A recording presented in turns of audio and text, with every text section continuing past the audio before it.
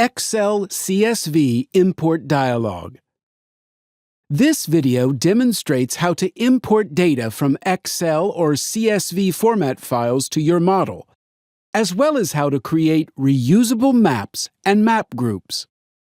These features are available beginning with version 2021X. To show new features, data will be imported from an Excel spreadsheet to the model so that it can be used later to perform trade studies. First, blocks in the SysML model will be updated so instances of these blocks can contain data imported from the Excel file. Then, the instances will be imported. Let's review the initial model. It consists of a car block that has year and serial number value properties. The car consists of an engine part that will be extended by importing its value properties, such as make or model, from the Excel file.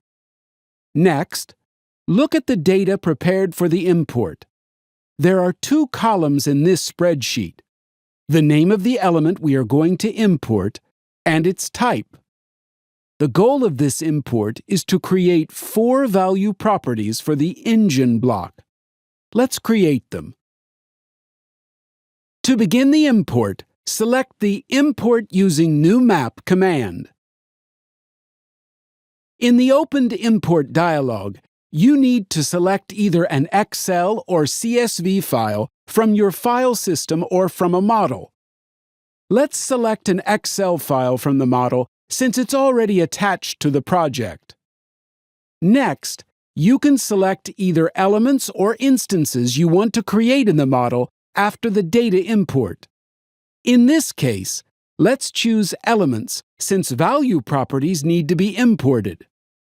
Now select the element type, a value property.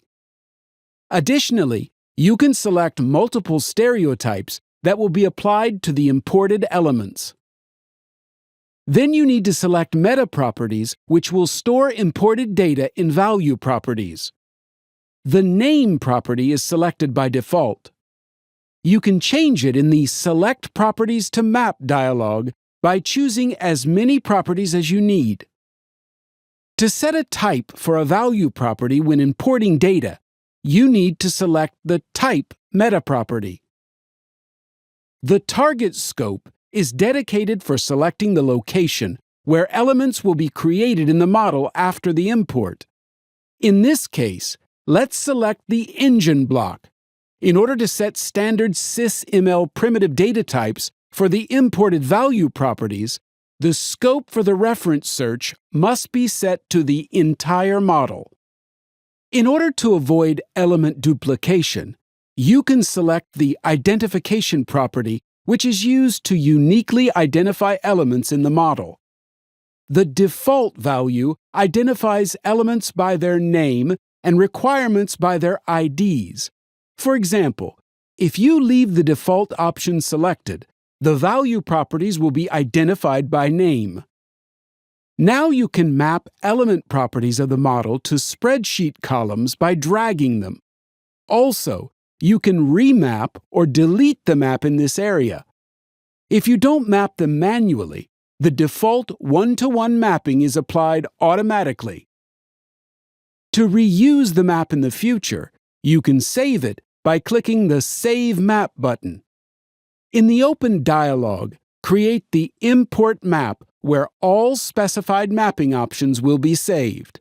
After all necessary options are specified, you can perform an import from the Excel file to the model. As a result, value properties are created for an engine block. Now the block structure of the car and engine is prepared and ready for their instances import from another Excel spreadsheet so that they could be used for trade studies in the future.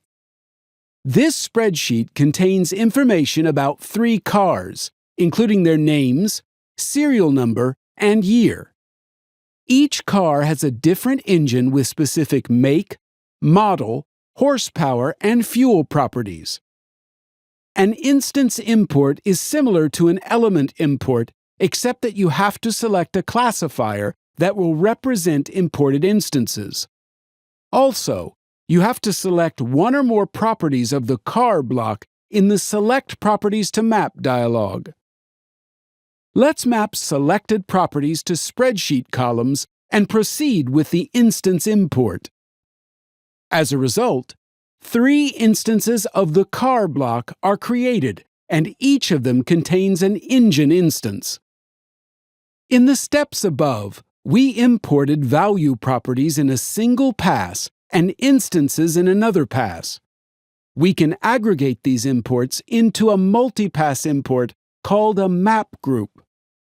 In the Manage Map Groups dialog, you can create a map group and include other import maps. Now the map group is prepared for the import. In the Select Map Group dialog, you can choose the created map group. As a result of the performed import, elements are created according to specified mapping options in each individual import map of the map group.